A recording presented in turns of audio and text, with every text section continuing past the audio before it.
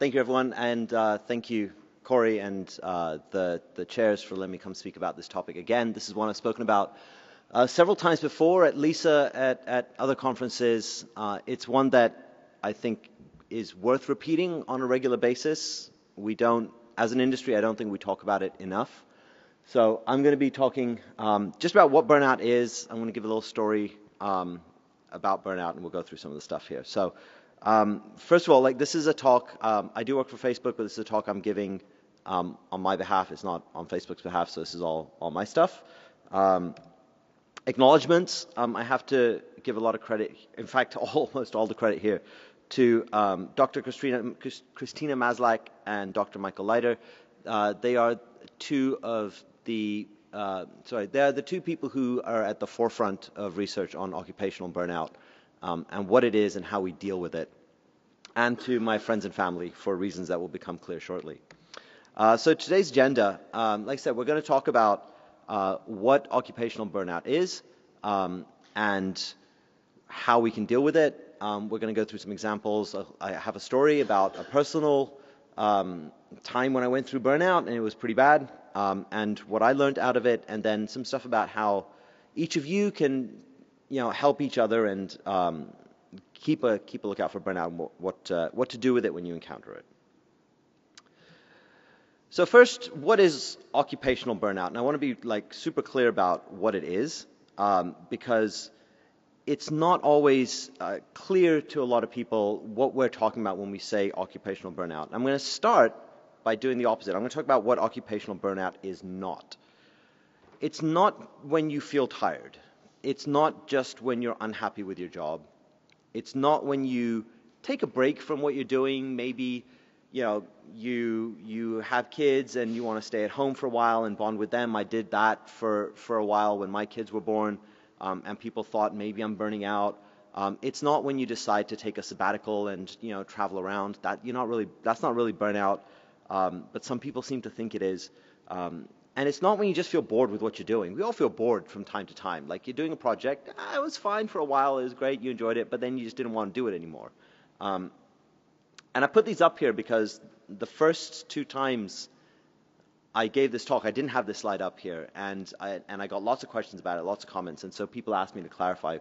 This stuff is not by itself burnout. But there is a very well understood definition of what occupational burnout is. Herbert Freudenberger, I'm going to get his name wrong. He coined the term occupational burnout in 1974, and he described it as the antithesis of engagement. When you're not burned out, you are engaged with the work you do, with your company, with the teams that you work with, along three sort of factors. And when you have burnout, you start feeling exhausted, you start getting cynical, and you start being ineffective at the work you do. So this is where we started back in 1974 when we started studying what burnout is. This is where we came from. The interesting thing is, for about 90% of cases of burnout, there's very little clinical difference between burnout and clinical depression. It's hard to tell, and that's kind of scary. Like if you have ever met somebody, or you know somebody, or you yourself have suffered from clinical depression, and the difficulties we have in our system already with getting that recognized, getting that treated, the stigma around it, all these things, and it turns out burnout exhibits pretty much the same symptoms, the same behaviors. It looks very, very similar. And I think that's one of the reasons why we haven't actually been able to deal with it very effectively. So we're going to dive into a little bit of the exhaustion, the cynicism, the inefficacy stuff. We call these the antecedents of burnout. You need to have, in order to not be burned out, in order to feel good about the work you're doing, you need to have a manageable workload. So that's understandable, right? Like we don't want to be stressed out. We don't want to have more work than we can handle. You want to have control over your job. And most of you will understand that. Like if you have been micromanaged, it's horrible. It kind of sucks. You don't have a lot of control over your job, and that can be a factor that leads towards burnout. You need to be well rewarded. Pay is good. That's nice, right? Some people are okay with the pay they're getting. Maybe they want more vacation. Whatever it is that makes you feel rewarded. Maybe it's a regular recognition of the work you're doing. You need to feel rewarded for your efforts. You need to be treated fairly. This comes into job place discrimination. We don't want any of that. Your values, your personal values that you have to align with the values of the work that you're doing. So, for example, when I worked at Etsy, I felt very strongly about the mission of the company. We were helping people build economies, build communities, earn money when it was hard to earn money, in different parts of the world. And I felt really good about that. It felt like a right thing for me. My values aligned very strongly. I've worked at other companies when that hasn't been the case, and it leads towards burnout. And you have to feel like, finally, that you're part of a community. This can be the team that you're on. If your work is heavily in the open source space, maybe for example, you're a kernel developer or something, you have to feel like the community there that you work with in the wild is that you're part of that community, that you feel like you belong there and that people accept you. You have to feel like you're part of the community. Okay, so what happens when these things don't align, right? And you start getting down, you start getting a little bit unhappy. The answer's simple, right? You just work less, smile more, and everything will be fine. Woohoo! Yeah, turns out that doesn't really work. And it turns out there's a very clear path that most of us follow when we start to burn out. And here I'm going to be talking about some very sensitive stuff, so I want to be clear. If you have gone through burnout, and if you've gone through a particularly bad case of burnout, some of the stuff we talk about here might be a little sensitive. It might bring back some memories. If you need to, please feel free. Just step outside. But we are going to be talking about some of that stuff. So burnout's a 12-step program. It doesn't just start one day and suddenly you're burned out. It often starts with the desire to prove yourself, either to the people around you, your team, your manager, other people who are watching your work, somewhere, somehow. And you start to do that by working harder, right? It's an easy thing, right? Right. I have a new project. I want to make it successful. Great. Instead of working 8 hours a day, I'm going to work 9 hours a day. Maybe 10 hours a day. Maybe 12 hours a day. You start doing a little bit more. You start ignoring other priorities as time goes by. Your work-life balance gets worse than it already is. Like, we in the tech industry have horrible work-life balance. It gets even worse. You probably start ignoring friends and family. Maybe you start going out less. You hang out less. And you start sleeping less. Over time, this builds up, and you start blaming other people around you, and you start blaming your job when you start becoming ineffective because you're tired, and it's hard to get things done when you're tired. And this is the point at which that cynicism I talked about starts coming on pretty strongly.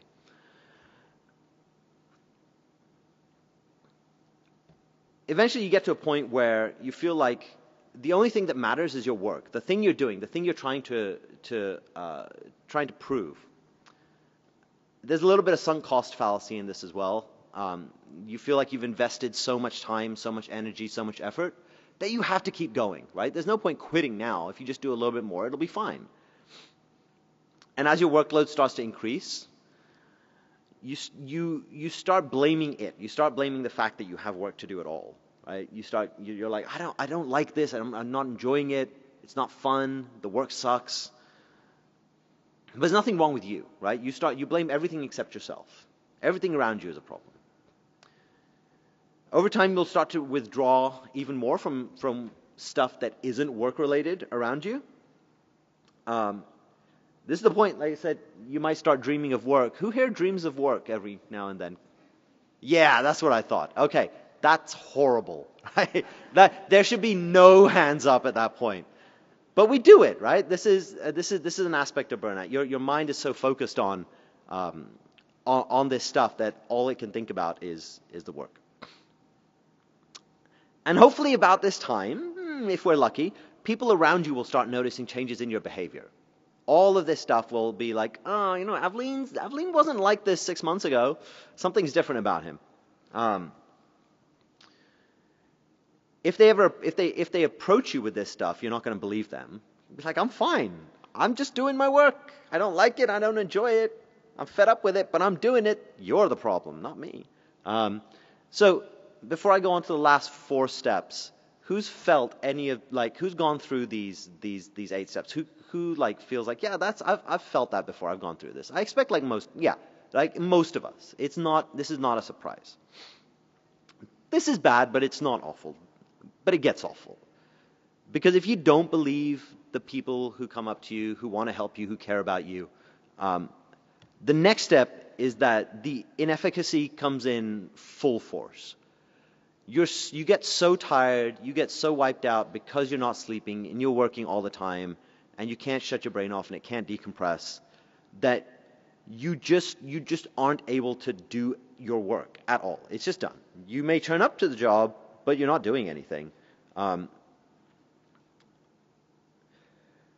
This will lead to emotional withdrawal, maybe a feeling of emptiness, like you don't belong there anymore, you don't understand why the work's important, you just really don't want to be there, and this bleeds into your personal life, and can cause problems with personal relationships, and those feelings of depression that I talked about, that similarity to clinical depression, this is where it's really, really strong. When you get to full burnout, and this is like the end of the line burnout, there's some pretty rough stuff there. For the record, like, I went through that suicidal tendency stuff, and it's horrible, because I didn't know how to deal with burnout, and the people around me didn't know how to deal with burnout, and that's really bad. All right, so take a moment, because that's, you know, if you've gone through that stuff, it can be a lot to deal with, and it's not really fun. But I wanted to talk about this because it's not all doom and gloom, right? It's absolutely possible to pull yourself out of this burnout. When I was going through my burnout, it was after months of trying to get a product rolled out. We used a proprietary product in-house. It cost a lot of money. We didn't really like it, and we wanted to replace it with an open source equivalent, or one we thought was an equivalent. Turns out it wasn't quite. And it was difficult. It led to me wanting to prove that I could do this job. I could do it. I can roll this stuff out. Everyone will love it. It'll save the company millions of dollars, and everybody will be happy. Woo! That's wonderful. And I went through all of those 12 steps. It got to a point where I was visiting our office in New York, and an invite popped up on my calendar, and it just said, something like tea and biscuits or something. I don't remember the exact words. But there were 3 people on the invite: myself, my manager, and a gentleman that I used to work with, whose name is Laurie. And my first reaction to this was, whoa, that's weird. Like, where did this come from out of nowhere? Well, I hope Laurie's all right. And I was like, wait, what could be wrong with him? Have I missed some signs? Like, this guy, we never just meet like this, and like the location says Brooklyn Bridge Park. Oh, something must be really wrong. And I spent the entire morning trying to figure out what was wrong with Laurie.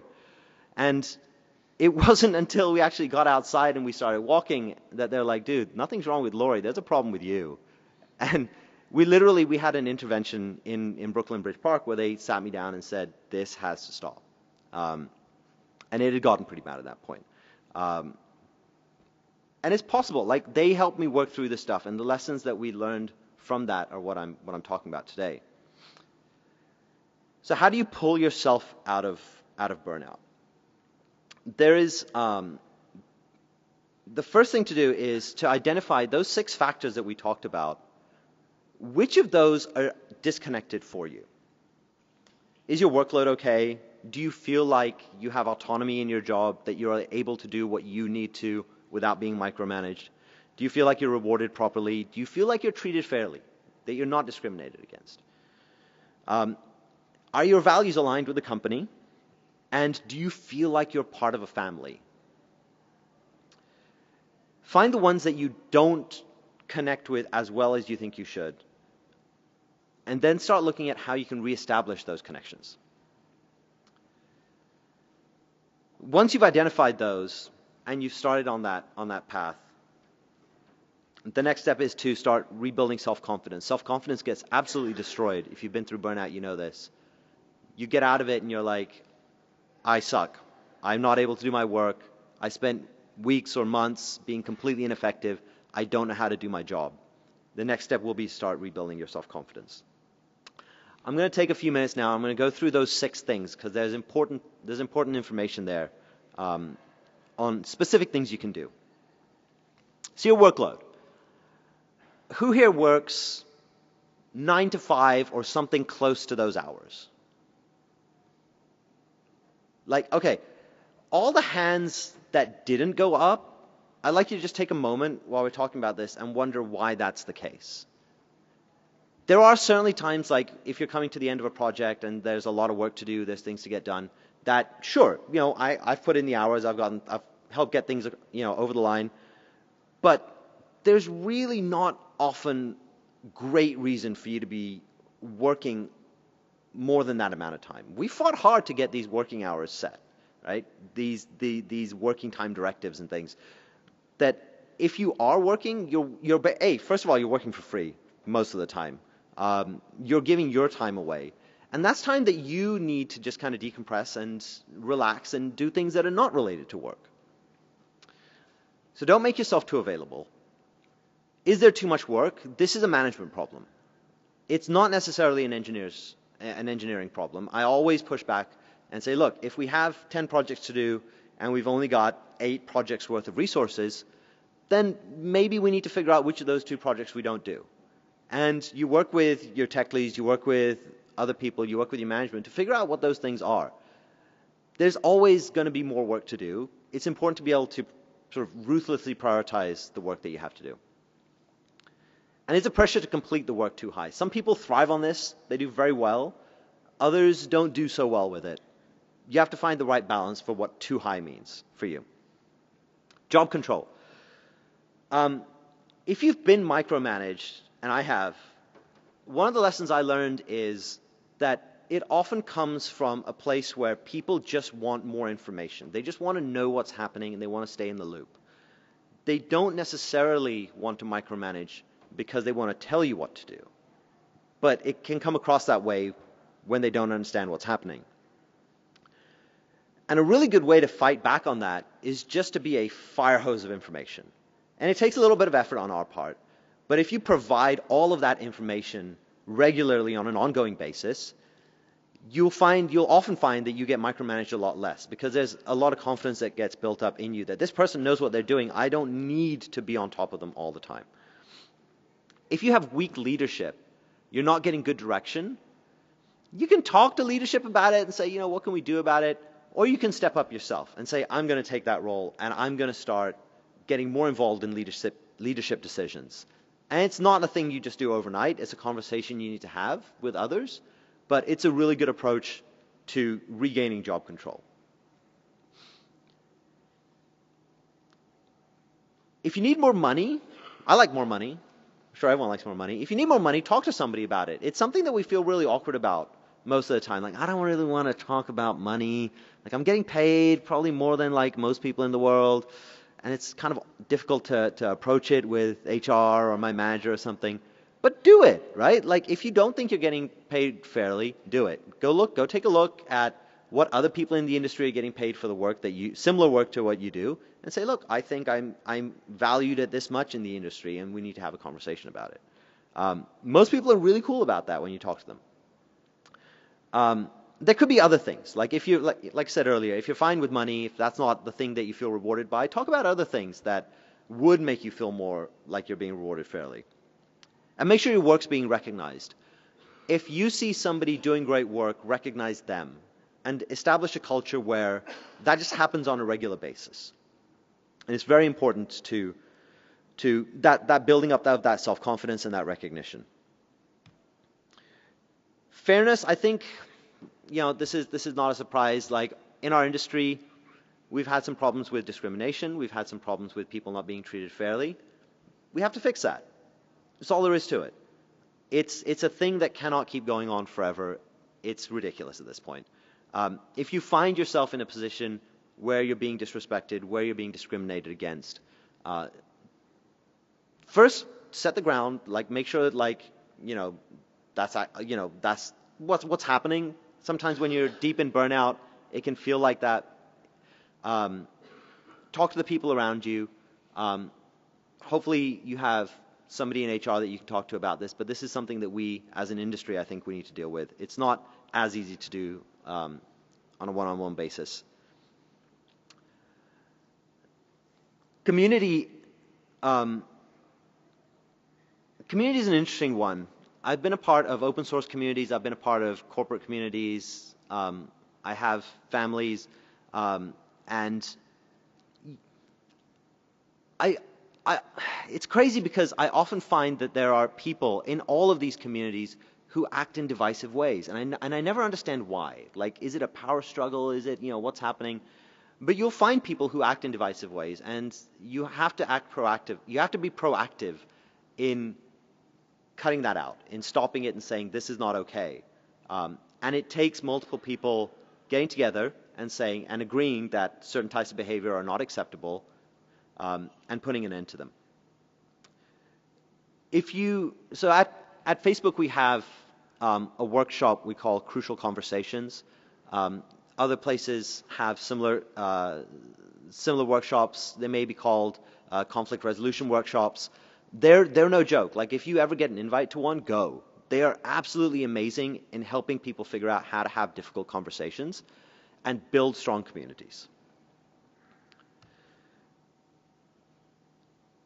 And values, like I said, I harp on about this quite a lot, but it's important to work for somewhere where you feel like you belong, right? And that you're making a difference, and the difference you're making is something that aligns with your ethical compass, your moral compass. If it doesn't, honestly, like, it kind of sucks, but it's important to look around at other companies, and maybe it's time to move on to somewhere where that is the case, because you're going to do your best work where you're happy and you feel like the contributions you're making are valuable. And you have, if there's one thing, if you didn't take away anything else from this talk, I hope you did, but if you didn't, there is one thing I think that is the greatest responsibility that we all have, and it's to help your team stay sober. Be on the lookout for things around you that could indicate there's signs of burnout happening. Mood changes, reduced efficacy, less work happening, less output, constant tiredness, people turning up to work later and later than they normally do. And if you see these things, if you see these signs that indicate, exhaustion is happening, the cynicism is building up in people, that they're becoming less effective, there are concrete things that you can do. Encourage people to take a break, just step out. It does help. If you take a 1-week break, it's not great. Like, there have been a lot of studies that have shown that a 1-week break, it actually takes about a week to stop thinking about your work. And that's if you can put your phone down and close your laptop and not worry about that stuff. So taking longer breaks is actually more helpful. Help people with tightly focused tasks. Give them little things that you know that they can do easily, that they're very simple things, but these are the tasks that can help people build up their self-confidence again. Help them feel like they know what they're doing, that they're valuable. Along those lines, ask them questions when you know that they know the answer, and maybe, again, there may be simple questions, there may be sort of more elementary questions, but it's a process. You help them build up their self-confidence, you make them feel valuable, you make them feel like they belong to that community. And over time, increase that workload. There's one book. I try not to recommend books too much. Not a lot of people like sitting down just reading like dry books. But there is one that, by far, if you're going through burnout or you know somebody going through burnout, that's worth reading, is Banishing Burnout, and that's by Dr. Christina Maslach and Dr. Leiter, who I mentioned at the beginning. They walk through all of this stuff. They have guides and questions that you can ask, score yourself, and really understand where you are on the burnout scale, or where your colleagues are, and then concrete ways to get out of that stuff. So that's the end of the talk. Thank you for letting me stand up here for 20 minutes and talk about this. I hope it was valuable. If anybody would like to talk about burnout, I think are we out of time? Do we have time for questions? We got a minute for questions if anyone would like to ask a question. But I'm also available afterwards.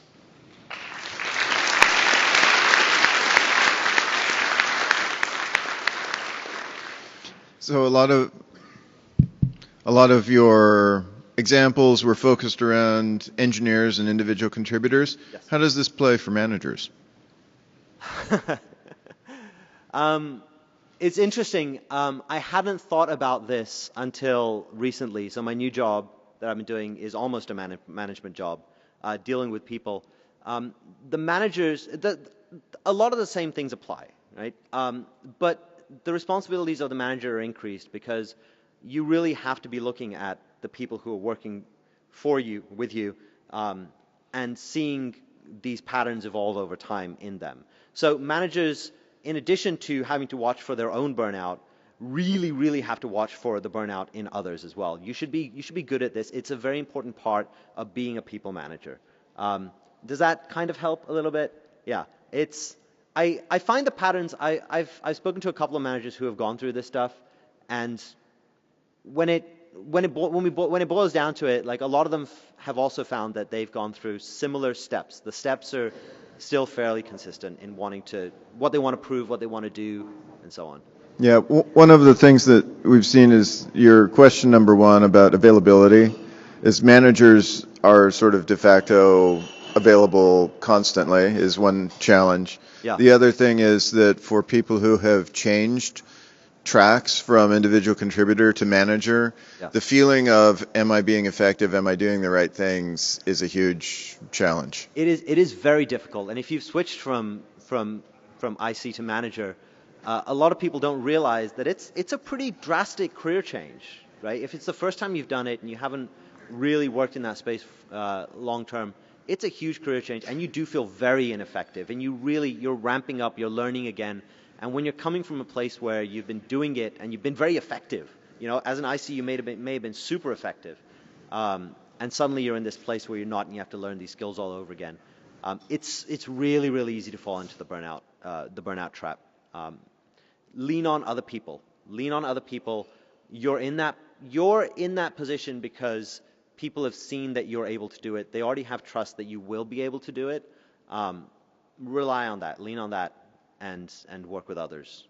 Don't take all of that burden on yourself. It's not fair to you. It's not fair to others. Cool. Any other questions? Thank you.